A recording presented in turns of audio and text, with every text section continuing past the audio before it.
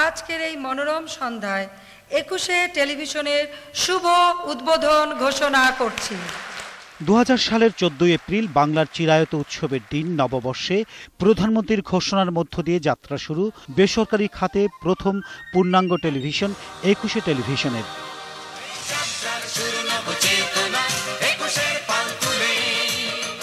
প্রতিষ্ঠার পর থেকে ২৮ মাস ২১শে টেলিভিশন বস্তুনিষ্ঠ সংবাদ, বৈচিত্র্যময় অনুষ্ঠানের সৌন্দর্যে মুগ্ধ করেছে দেশের কোটি দর্শকের মন, হয়ে উঠেছে তাদের আস্থার প্রতীক।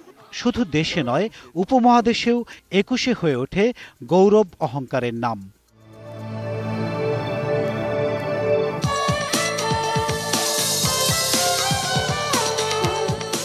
কিন্তু সারা জাগানো এই চ্যানেলটি ঘোর অমনীষায় স্তব্ধ হয়ে যায় আইনি জটিলতায়, শিকার হয় প্রতিহিংসার রাজনীতির। এই অবস্থায় আমরা গভীর দুঃখের সঙ্গে আমাদের নিয়মিত সম্প্রচার কার্যক্রম বন্ধ করে দিতে বাধ্য হচ্ছি।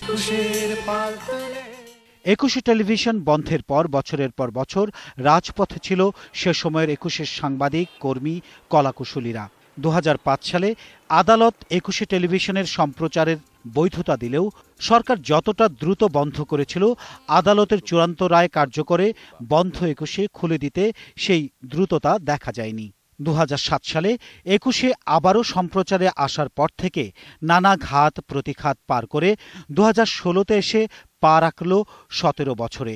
এ উপলক্ষে রাষ্ট্রপতি আব্দুল হামিদ তার বাণীতে কামনা করেছেন ২১শে সাফল্য, গণমানুষের উন্নয়নে ভূমিকা রাখারও আবেদন রয়েছে সেখানে। সে সময়ের প্রধানমন্ত্রী, যিনি প্রতিষ্ঠানটির যাত্রা শুরুর ঘোষণা দিয়েছিলেন, আজকেও তিনিই প্রধানমন্ত্রী। ২১শে টেলিভিশনের নতুন আঙ্গিকে পুনর্যাত্রার সময় শুভেচ্ছা জানিয়েছেন প্রধানমন্ত্রী শেখ হাসিনা। তার সরকারের সময় অনেকগুলো বেসরকারি টেলিভিশনের অনুমোদনের কথা উল্লেখ করে অবাধ তথ্য প্রবাহ এবং সুস্থ বিনোদনে ২১শের ভূমিকা রাখার আশাবাদও বঙ্গবন্ধু কন্যার বাণীতে। ২১শের নতুন পথ চলার এই লগ্নে শুভেচ্ছা জানিয়েছেন জাতীয় সংসদে বিরোধী দলীয় নেত্রী রওশন এরশাদ এবং স্পিকার শিরীন শারমিন চৌধুরী। এছাড়া বিএনপি চেয়ারপারসন বেগম খালেদা জিয়া তার বাণীতে জাতির ক্লান্তিকালে সততার সঙ্গে ২১শে টেলিভিশনের ভূমিকা রাখার কথা বলেছেন। শুভেচ্ছা জানিয়েছেন তথ্যমন্ত্রী। বাংলাদেশ যাতে ক্রমাগত এগিয়ে যেতে পারে সেই লক্ষ্যে ২১শে টিভি যেন ইতিবাচক বলিষ্ঠ ভূমিকা রাখে। প্রতিষ্ঠা বার্ষিকীতে ২১শে টেলিভিশনের চেয়ারম্যান সাইফুল আলম বলেন, ১৭ বছরে পা দিয়ে তারুণ্যের ঝলক ছড়াবে চ্যানেলটি। ১৬ বছর আগে যে সুনামে অর্জন করছিল, মাঝপথে এটার একটু সমস্যা হয়েছিল। এখন আমরা নতুন করে আবার ১৬ বছর আগে চিন্তায় নিয়ে যেতে চাচ্ছি।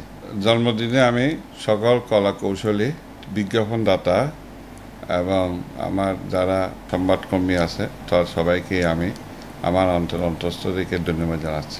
২১শে টেলিভিশন আবারও তার প্রতিষ্ঠাকালীন অঙ্গীকারের পথ ধরে উজ্জ্বল আগামীর পথে দেশের অগ্রযাত্রায় ভূমিকা রাখবে, সংবাদ বিনোদনে দেশের কোটি দর্শকের স্বপ্ন পূরণের চ্যানেল হয়ে উঠবে, এমন প্রত্যাশা সবার। সাজেদ রোমেল, ২১শে টেলিভিশন, ঢাকা।